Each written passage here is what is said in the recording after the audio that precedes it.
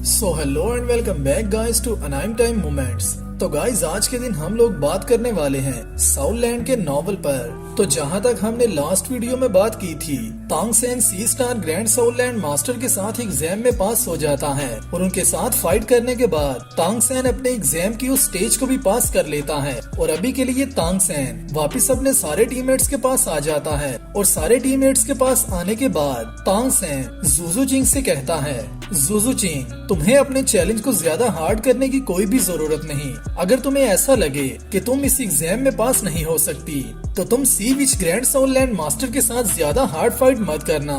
सी विच mermaid सभी के secret pillar के गार्डियंस में 6th ग्रैंड साउलैंड मास्टर होती हैं और ये सी गार्ड आइलैंड की 2nd ग्रैंड साउलैंड मास्टर हैं जो के फीमेल हैं और इसी के साथ ही ये सेक्रेट पिलर की गार्डियन भी हैं। तो अभी के लिए श्रेक डेविल्स के एग्जाम की नेक्स्ट स्टेज सी विच मरमिड का सेक्रेट पिलर होने वाला है, जिसके लिए तांग सेन जुजू चिंग के साथ बात कर रहा होता है। जिसके साथ ही जुजू चिंग तांग सेन से कहती है, ब्रदर सेन, तुम्हें परेशान होने की कोई भी जरूरत नहीं।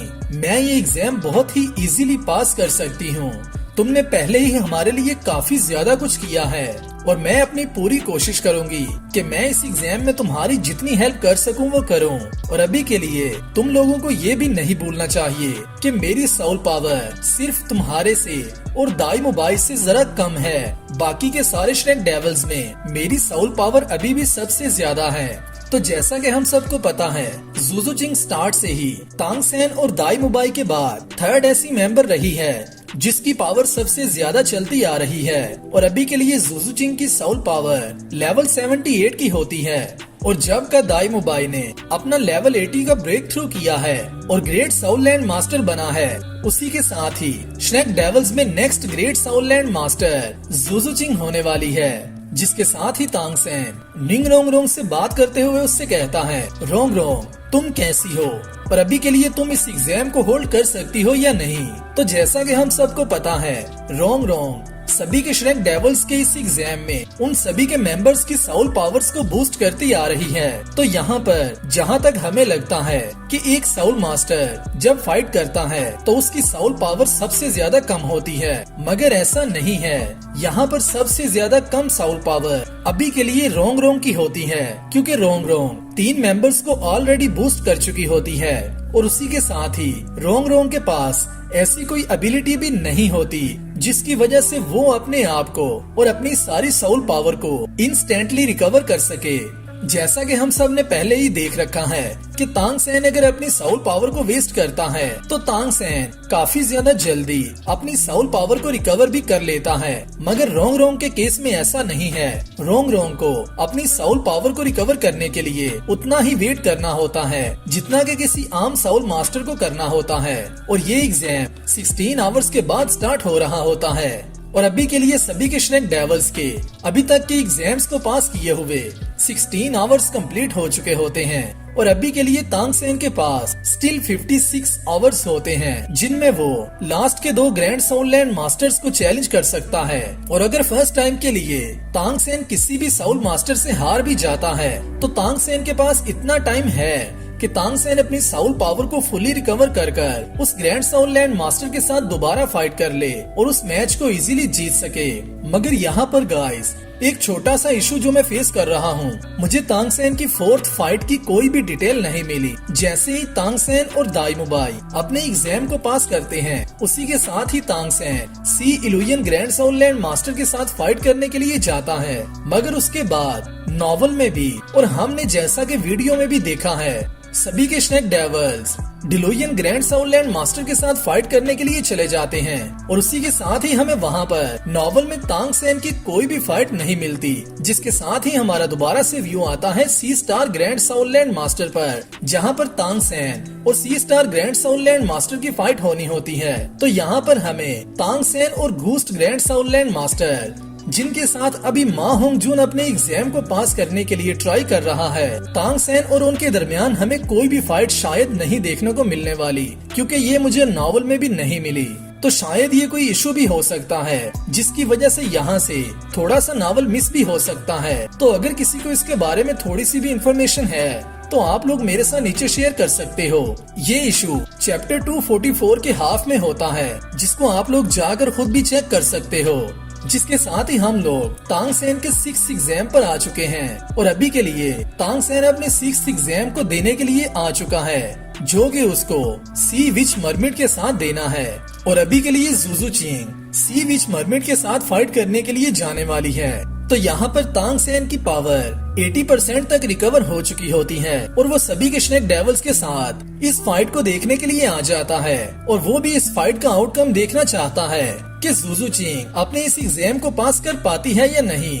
और जैसा कि तांग सेन की ऑलरेडी 80% पावर रिकवर्ड होती है, तो तांग सेन को भी दोबारा से कल्टीवेट करने की कोई भी जरूरत नहीं, क्योंकि तांग सेन भी इस बात से काफी ज्यादा अश्योर होता है कि वो बहुत ही इजीली अपनी 80% पावर के साथ भी सी विच मरमिड ग्रैंड साउलैंड मास्टर को इजीली हरा पाएगा। सी विच सेक्रेट पिलर काफी ज्यादा सिंपल फॉर्म में बना होता है और देखने में ये सिर्फ एक स्क्वायर शेप का लैंड लग रहा होता है, जिसके दरमियान में पिलर खड़ा होता है।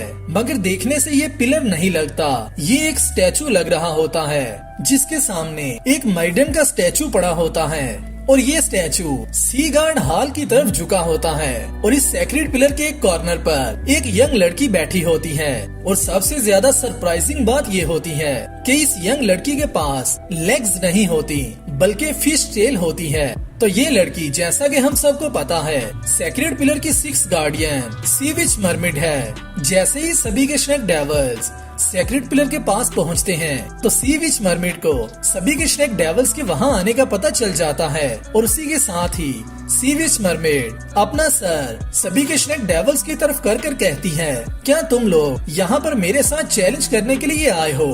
और उसकी आवाज काफी ज्यादा क्यूट होती है, जो सब देखकर सभी के स्नेक डेविल्स काफी ज्यादा शॉक भी होते हैं, क्योंकि ये जो यंग गर्ल उन सब के सामने बैठी होती है, उसकी एज देखकर ऐसा नहीं लगता कि वो सी सेक्रेट पिलर की गार्डियन है, मगर बाकी के सारे सी सेक्रेट पिलर के गार्डियंस की तरह उसकी एज भी काफी ज्यादा होती है, जो देखने से जरा भी फील नहीं होता। जिसके साथ ही तांग सेन सी विच मरमिड के सामने बाव करता है और उससे कहता है, सीनियर, हम यहाँ पर आपसे गाइडेंस लेने आए हैं, प्लीज हमारा एग्जाम स्टार्ट करें। जिसके साथ ही सी विच मरमिड सभी के स्नेक डेविल से कहती है, तो ठीक है, मैं स्टार्टिंग में तुम लोगों के साथ इतनी भी ज्यादा रूड नहीं बनूंगी।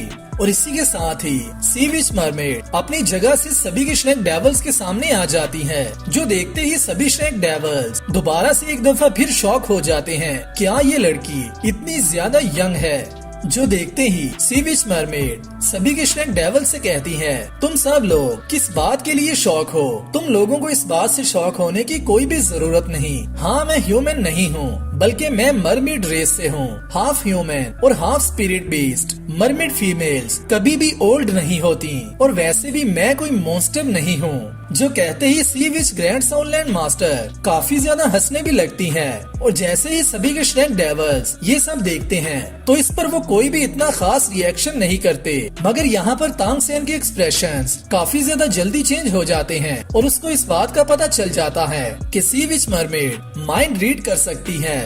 जिसके साथ ही सी विच मरमेड काफी ज्यादा शॉक होती है और तांग सेन से कहती है, तुम मेरी रियर एबिलिटी को जान पाए हो।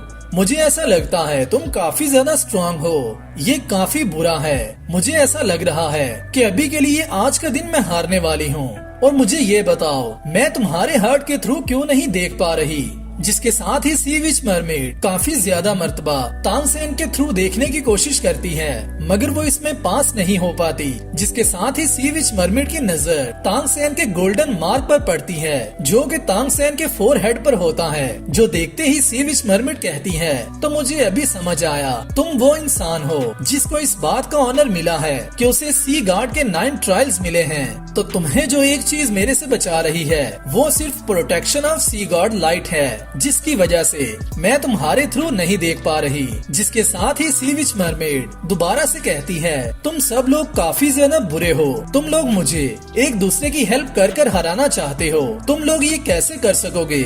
जो देखते ही सभी के स्नेक डेविल्स वहाँ पर स्पीचलेस हो जाते हैं और अभी के लिए उन्हें कुछ भी समझ नहीं आ रहा होता कि सी विच मरमेड को इनके सारे प्लान का पता कैसे चला है। मगर यहाँ पर एक इंसान जो सबसे ज्यादा जैम हुआ होता है वो दाइमोबाई होता है, क्योंकि सी विच मरमेड नो डाउट इतनी ज्यादा चार्मिंग होती है कि दाइमोबाई यहाँ पर कुछ भी कह नहीं पाता और अपने ही माइंड में सोच रहा होता है, मैंने sea spear grand soul land master के साथ फाइट तो कर ली थी, लेकिन अगर मुझे सी विच मरमेड के साथ फाइट करने का एग्जाम मिलता तो मैं कभी भी इसके अगेंस्ट फाइट नहीं था कर सकता।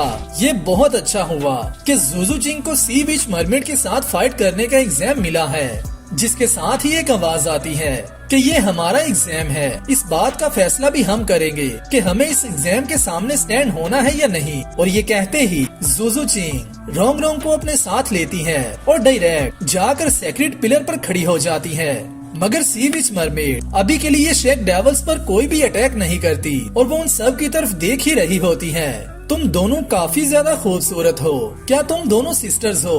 तुम्हारी जितनी खूबसूरत लड़कियों को देखना ये मेरी भी पहली दफा है जब मैंने किसी को अपने जितना सुंदर देखा है। जिसके साथ ही ज़ुज़ु चिंग रोंग रोंग को अपनी शील्ड में कैद कर देती है और उसी के साथ ही अपनी पावर को लीश कर लेती है। मगर उसी के साथ ही रोंग रोंग अपनी पावर को लीश करने से पहले कहती है, सीनियर क्या आपने अभी हमें बिग सिस्टर कहा है? आपकी असल में एज है क्या? जिसके साथ ही सी विच मरमेड एक चुटकी बजाती है और उसी के साथ ही उसकी फिश टेल गायब हो जाती है और सी विच मरमेड जैसे ही खड़ी होती है तो वो शाओबाई की तरह अपनी टांगों पर खड़ी हो रही होती है। जिसके साथ ही सी विच मरमेड रोंग रोंग और ज़ुज़ु चिंग से कहती है, मुझे सच में याद नहीं, ऐसा हो सकता है कि मेरी एज 96 इयर्स या 97 इयर्स हो। जिसके साथ ही रोंग रोंग और ज़ुज़ु चिंग दोनों ही सी विच मरमेड की तरफ काफी ज्यादा गुस्से से देखने लगती हैं। जिसके साथ ही सी विच मरमेड दोबारा से उन दोनों से कहती है, मैं ये नहीं कह रही कि तुम दोनों काफी ज्यादा ओल्ड हो, लेकिन मैं ये कह रही हूँ कि हम मरमेड्स की लाइफ काफी ज्यादा लंबी होती है और अगर तुम ह्यूमंस की तरह मैं कैलकुलेट करूँ तो मेरी लाइफ अभी के लिए सिर्फ 20 ईयर्स से भी कम होने वाली है। ये देखो, ये जो स्टैचू मेरे सेक्रेट पिलर पर लगा है ये मेरे एंसेस्टर्स का स्टैचू है। मेरे ग्रैंडपा अभी के लिए मरमेड्स के चीफ हैं और मेरे ग्रैंडपा ने मुझे कहा था कि मेरे पास एक ऐसा टैलेंट है जो कि हर 10,000 सालों में सिर्फ एक ही इंसान को मिलता है, जिसकी वजह से उन्होंने मुझे सेक्रेट पिलर पर भेज दिया था। पर ये काफी ज्यादा बोरिंग काम है, मुझे ऐसी लाइफ कभी भी पसंद नहीं थी। मैं तो यहाँ से कभी भी लीव करना चाहती हूँ। तुम दोनों बिग सिस्टर्स तुम काफी ज्यादा खूबसूरत हो, तो हम दोनों फाइट नहीं करते।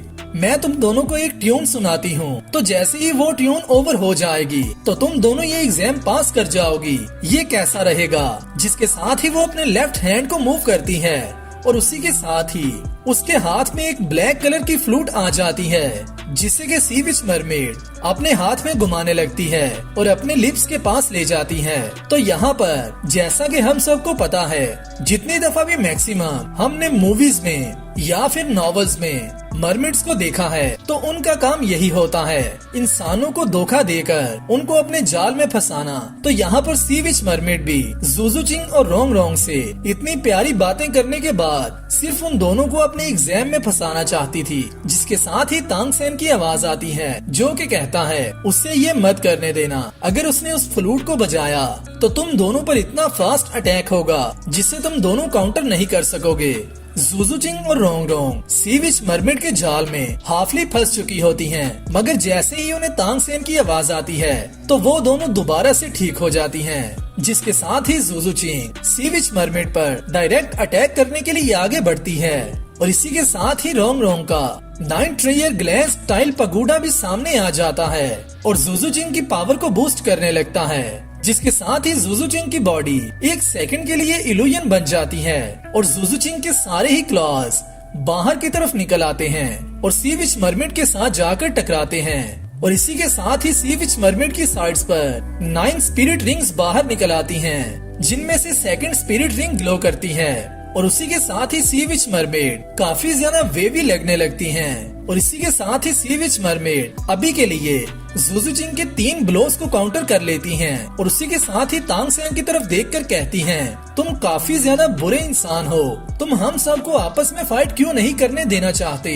तुम्हें इस बात का पता भी है कि मेरी फ्लूट की ट्यून काफी ज्यादा अच्छी है जिसके साथ ही जुजुचिंग और रोंगरोंग इन दोनों के एक्सप्रेशन काफी ज्यादा चेंज हो जाते हैं। जैसे ही ये दोनों सी विच मरमेड की साइड्स पर 9 रिंग्स को देखती हैं, तो उन्हें इस बात की समझ आ जाती है कि ये दोनों अभी के लिए एक ट्रैप में फंस चुकी थीं, और अगर सी विच मरमेड अपनी फ्लूट को बजा देती तो कोई पता नहीं था नेक्स्ट इनके साथ क्या होना था। जिसके साथ ही सी विच मरमेड जुजुचिंग के अटैक्स को काउंटर करते हुए जुजुचिंग से कहती हैं, बिग सिस्टर, तुम्हें इस बैड पर्सन की बातों को सुनने की कोई भी जरूरत नहीं। तुम मुझे मेरी ट्यून बजाने दो और तुम सिर्फ चुप कर मेरी फ्लूट की ट्यून सुनो, जो कि काफी ज्यादा अमेजिंग है। जिसके साथ ही जुजुचिंग उनकी किसी भी बात पर कोई भी ध्यान नहीं देती, मगर यहाँ पर सी विच मरमेड कुछ ज्यादा स्पेंड किए बिना ही जुजुचिंग के सारे अटैक्स को ही बहुत ही आसानी से काउंटर कर पा रही होती हैं। और यहाँ पर सबको भी इस बात का पता चल चुका होता है कि सी विच मरमेड एक टूल साउंड मास्टर हैं, तो definitely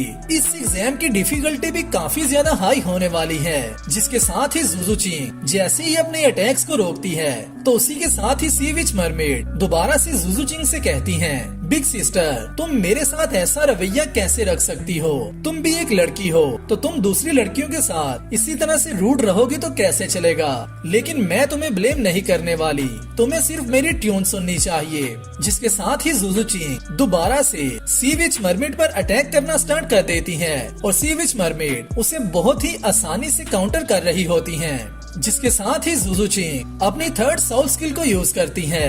third soul skill hell execution erupted और निंगरोंगरोंग के बूस्ट स्पीड की मदद से जुजुचिंग के इस अटैक की पावर काफी ज्यादा इंक्रीज हो जाती है और स्पीड भी काफी ज्यादा अपग्रेड हो जाती है। जिसके साथ ही सी विच मरमेड की साइड्स पर पानी की काफी ज्यादा वेव्स मूव करने लगती हैं और जुजुचिंग और निंगरोंगरोंग के अटैक को अभी के लिए पानी की वेव्स रोकने लगती हैं। और यहाँ पर दाइमोबाई अभी के लिए काफी ज्यादा वरी भी हो चुका होता है, क्योंकि अगर सी विच मरमेड की पावर का अंदाजा लगाया जाए तो सी विच मरमेड की पावर इतनी ज्यादा ग्रेट तो नहीं होती, मगर उनकी स्किल्स और उनका फाइट करने का तरीका काफी ज्यादा अमेजिंग होता है। जिसके साथ ही जुजुचिंग अभी के लिए सी विच मरमेड के सामने से डिसअपीयर हो जाती है, और अभी के लिए उसकी आंखों में काफी ज्यादा फियर भी होता है, क्योंकि जुजुचिंग को भी इस बात का पता होता है कि सी विच मरमेड माइंड रीड कर सकती हैं। मगर अभी तक जो कुछ भी यहाँ पर हो रहा था वो सब इतना जल्दी होता है कि जुजुचिंग को इस बात का पता ही नहीं चलता। जिसके साथ ही हम देखते हैं जुजुचिंग नीचे जमीन पर जाकर खड़ी होती है,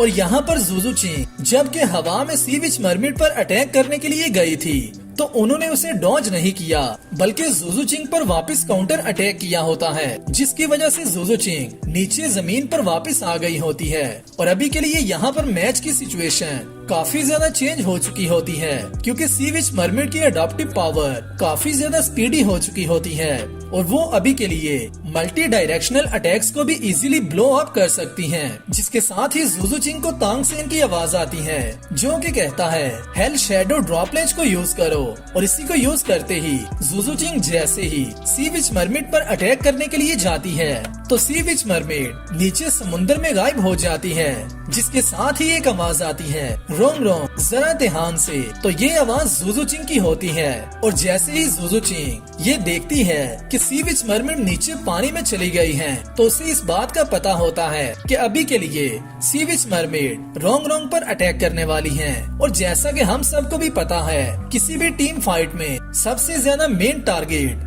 असिस्टेंट ब्रांच मास्टर को होता है, जिसका काम पावर को बूस्ट करना होता है, क्योंकि अगर असिस्टेंट ब्रांच मास्टर ही नहीं रहेगा तो ओपोनेंट की पावर ऑटोमेटिकली काफी ज्यादा डिक्रीज हो जाएगी, और सी विच मरमेड जुजुचिंग को इजीली हरा देंगी, और जुजुचिंग अपने एग्जाम में फेल हो जाएगी। जिसके साथ ही हमारा चैप्टर 245 यहाँ पर होता है कंप्लीट। तो गाइज ये वीडियो कैसी थी मुझे नीचे कमेंट्स में बताना, और नेक्स्ट आने वाली वीडियो के लिए चैनल को सब्सक्राइब कर लेना। मैं मिलता हूँ आप सबसे नेक्स्ट वीडियो में, तब तक अपना और अपने प्यारों का ख्याल रखियो।